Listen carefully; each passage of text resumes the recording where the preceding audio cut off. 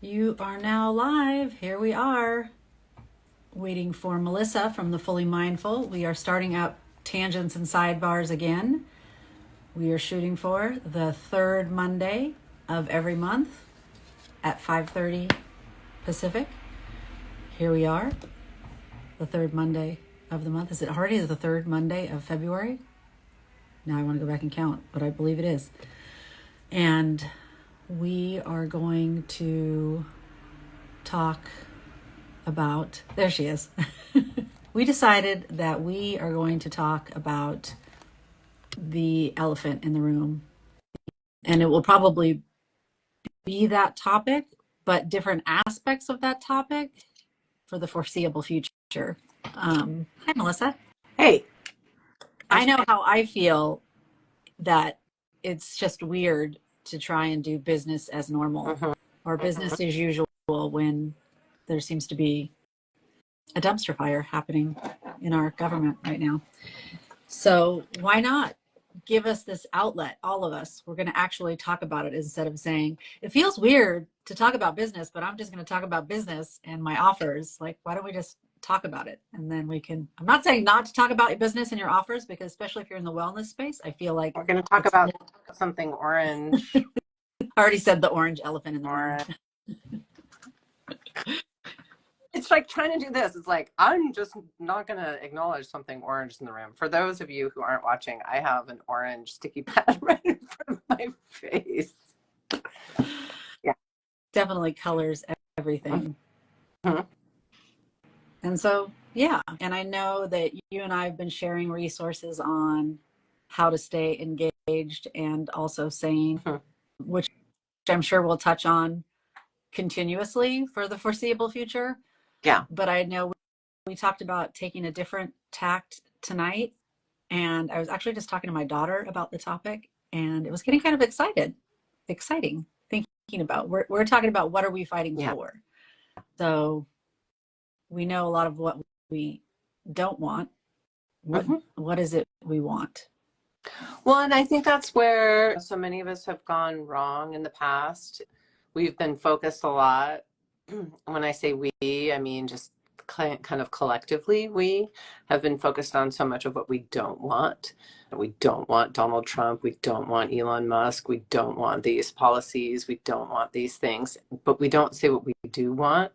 I'm not saying that we haven't said that, but we haven't focused on that enough. And we need to focus more on what we do want and a path forward to getting there. And I think that is also going to help.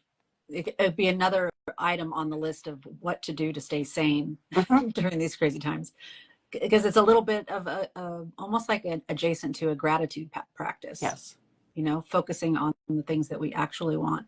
And then when you really start thinking about it, we were talking about these big policy type things, but then when you get down to it, there are other things like that we have more of a say right now.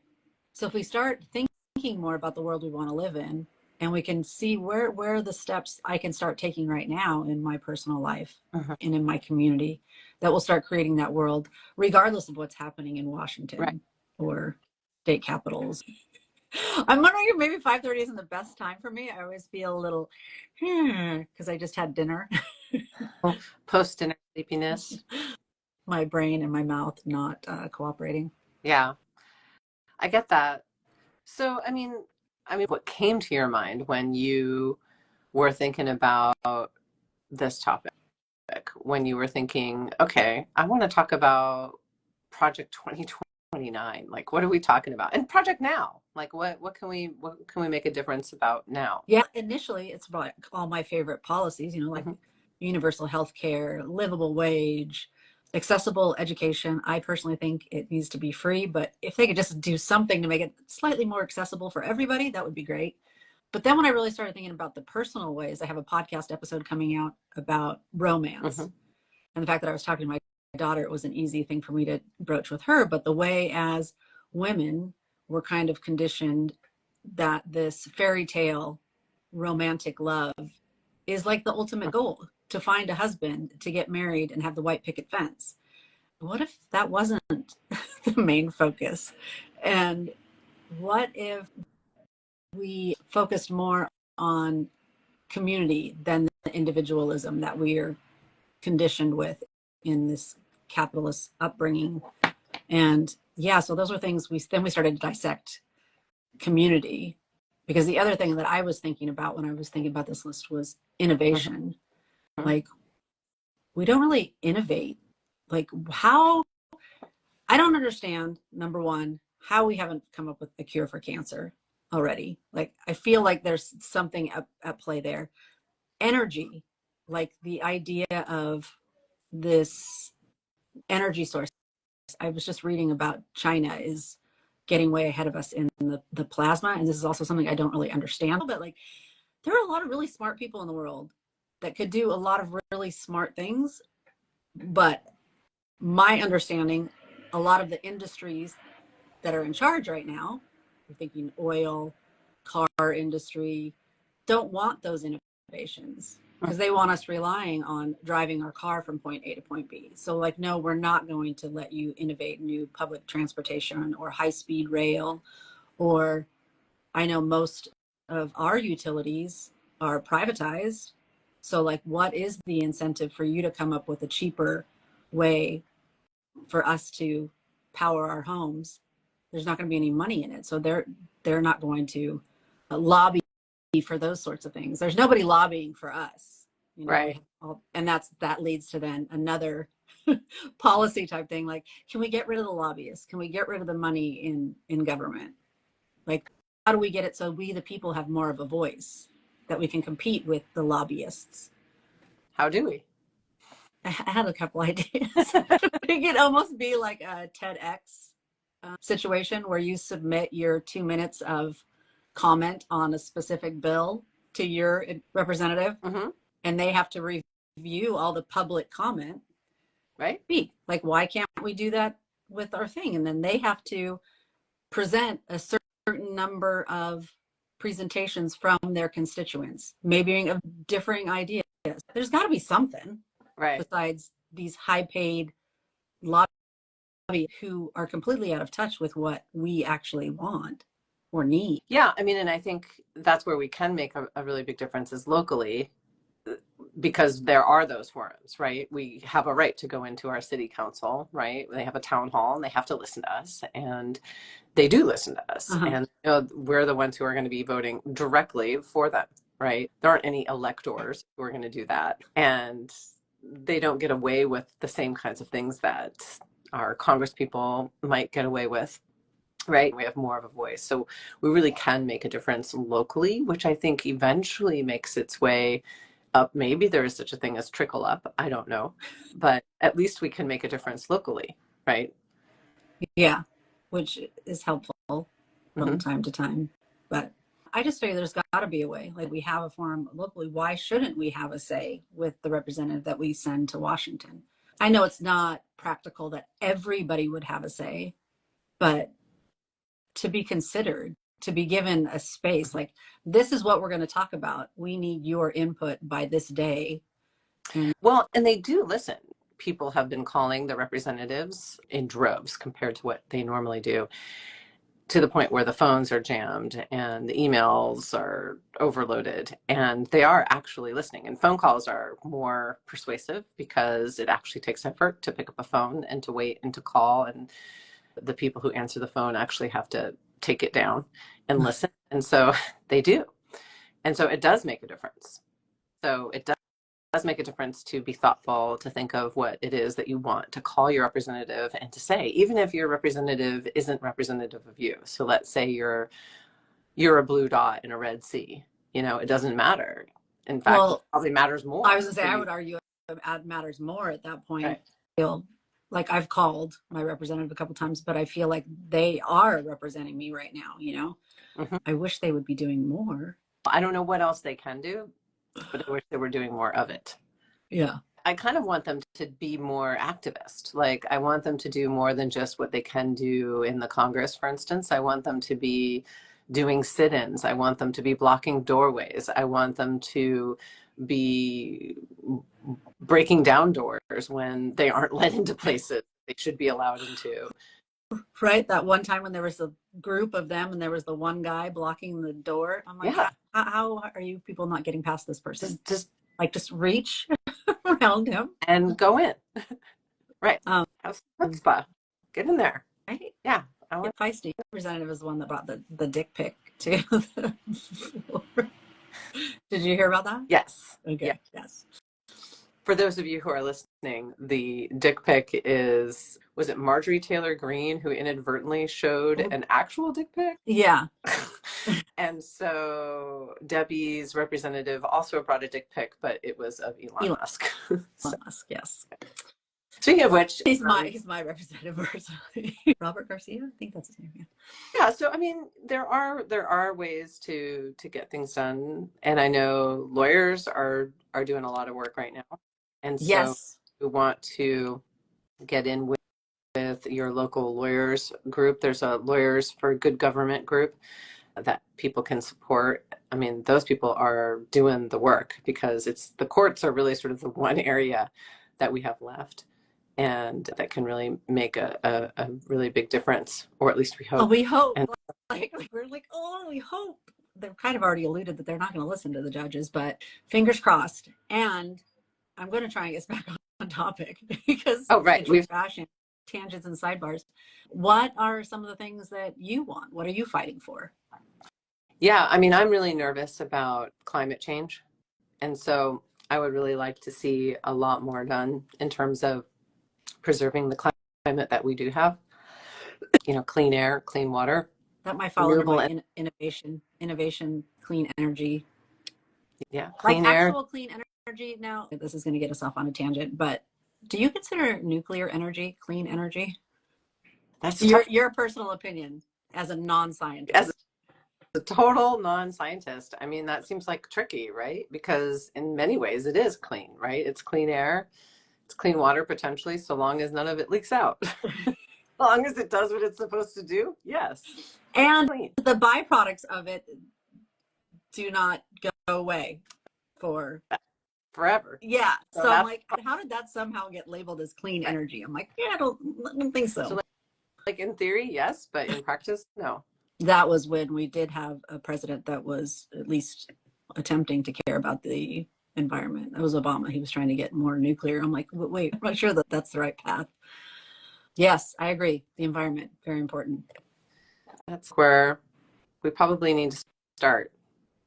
I mean, I don't know. To me, and access to all of those things. And then it comes down to like social justice, right? Because a lot of different communities don't have access to some of those fundamental things that we do have access to. We have cleaner water, we have cleaner air, we have access to food, safe food, at least for now. I know. That's what, as we're saying this, I'm like, oh yeah, how long is that going to last? Speaking of cleaner water, like, was Flint, Michigan ever able to get back to having clean water? I don't think in the way that we would expect or want. Yeah. No. And that's with the agencies in place that are supposed to be looking out for that kind of stuff. Right. So that's what I was hoping this would be a hopeful conversation, but I'm like, this could actually be really depressing. It's hopeful because, we're looking towards something. It seems a little bit far off in the horizon, but I think maybe as we continue to have these conversations and we continue to look for actual solutions, I mean, right now it seems overwhelming because I say that stuff and I have no idea how to get there, right?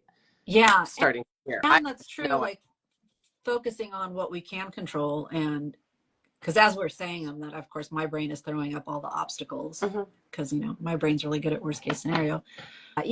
Even with the environment, what are the things we can do now? Like support the companies that are concerned about that, doing our best. We can continue to make good choices and not take a straw if we don't absolutely need one. We continue to pressure the companies that make these products not to make these products or not to use these products. I mean, it really does have to be done at a more global level. And we can praise, looking at it from a incentive side of things and a positive side of things. We can continue to praise and support those companies that are doing good things, right? Instead of those that are not doing the good things. We don't even give them our money. Our money is a very strong vote. Similarly, one of the other things that I really want to support is diversity, equity, and inclusion and belongingness. Definitely something we can do every day. Yes, and there are companies that are fighting the good fight and continuing to keep their diversity, equity, inclusion, and belongingness policies, despite the pressures to get rid of their diversity, equity, inclusion, Are we just and to see how belonging. many times we can say diversity, equity, and inclusion? Yes.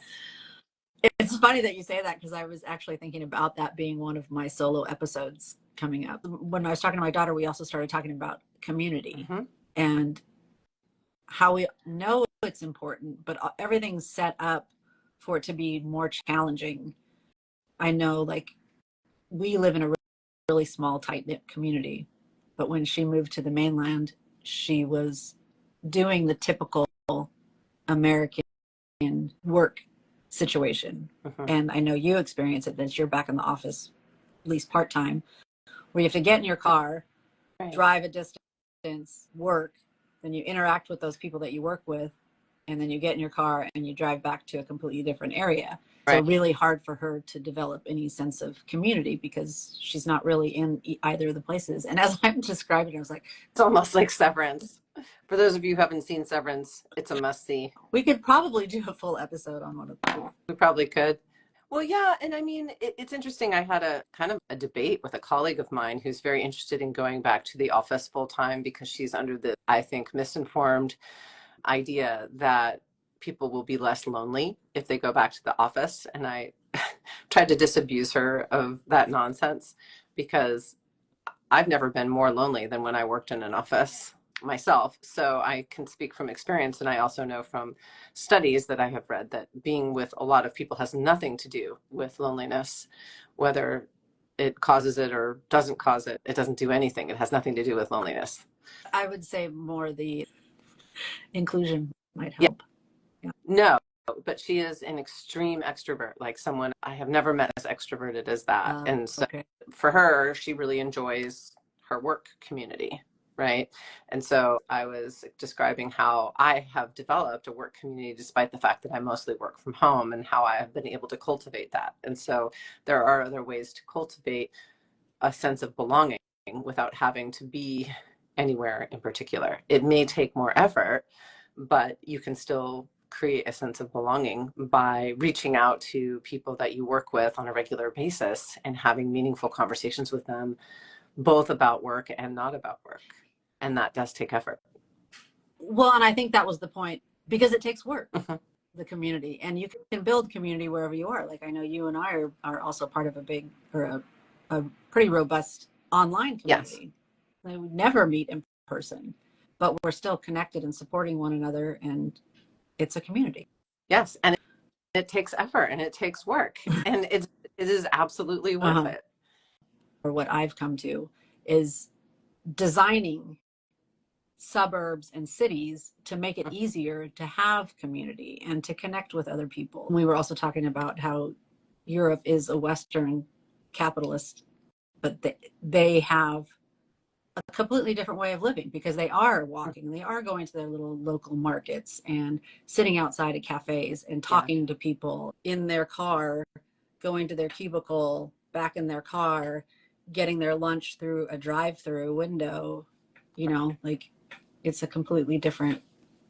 Or even the culture of phones. I mean, I'm not saying that Europeans aren't on the phones, they are, but it's different. They're not to the same degree that we are on our phones.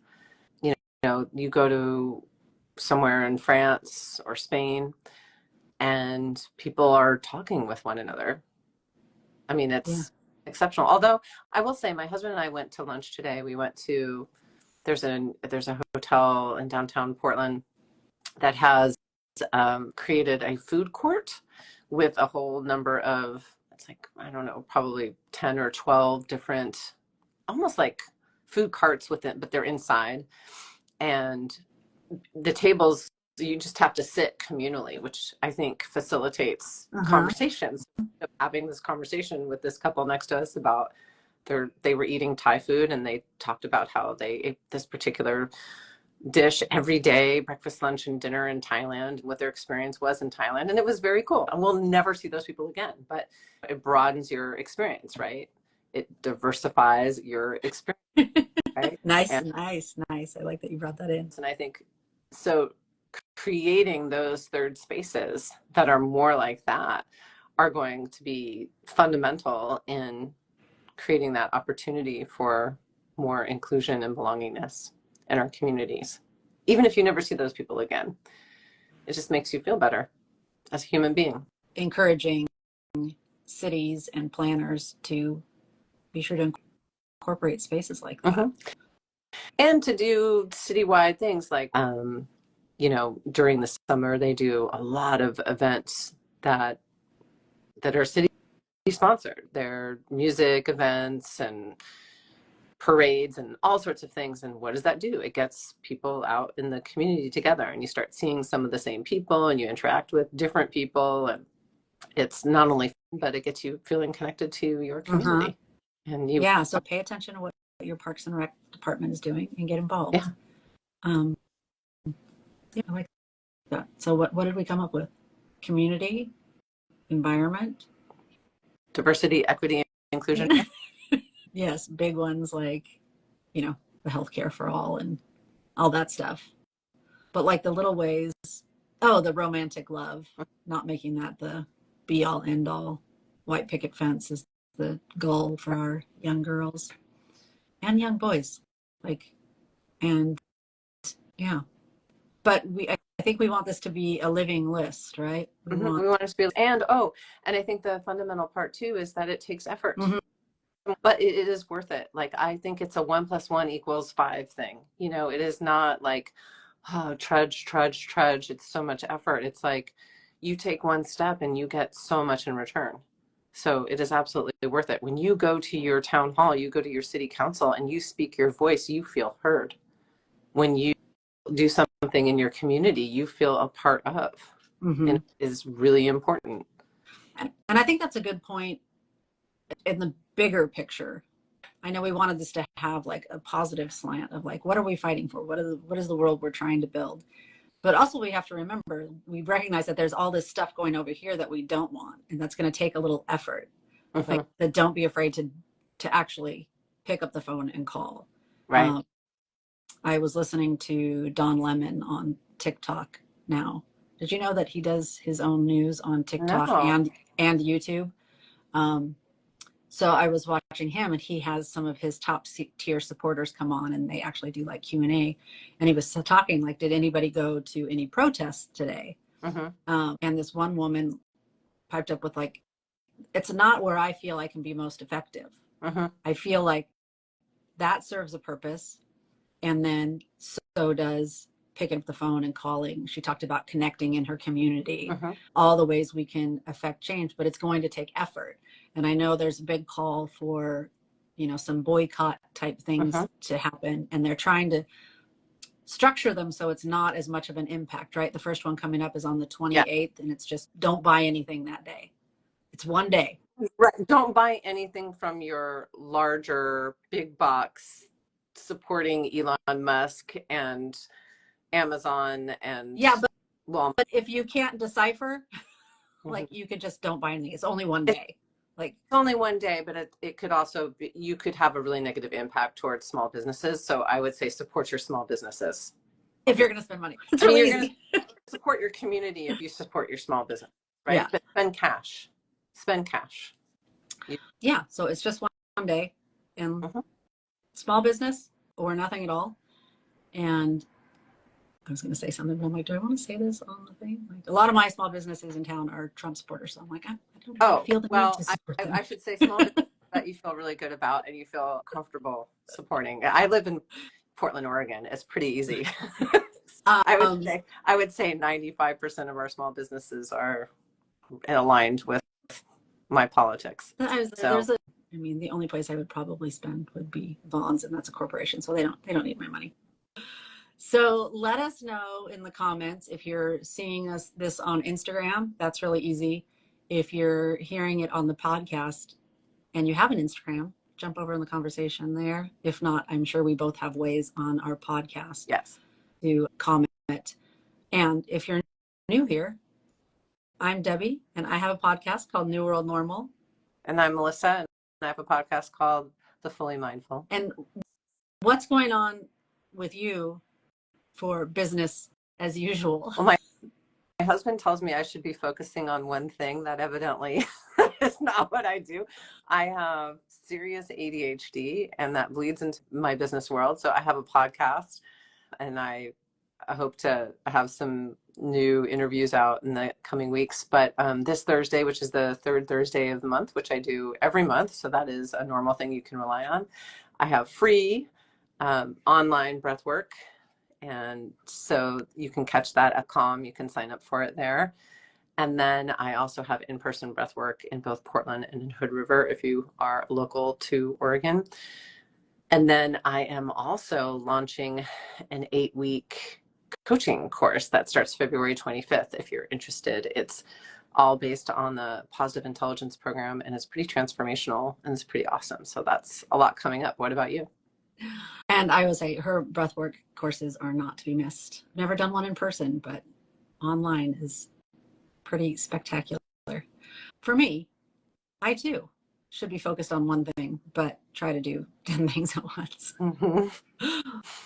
Podcast is moving along, and I am working on getting my 12-week coaching program up and going. But before that, I'm going to do a live boot camp workshop, completely free, resilience in a batshit crazy world, because that sounds just perfectly timed right now.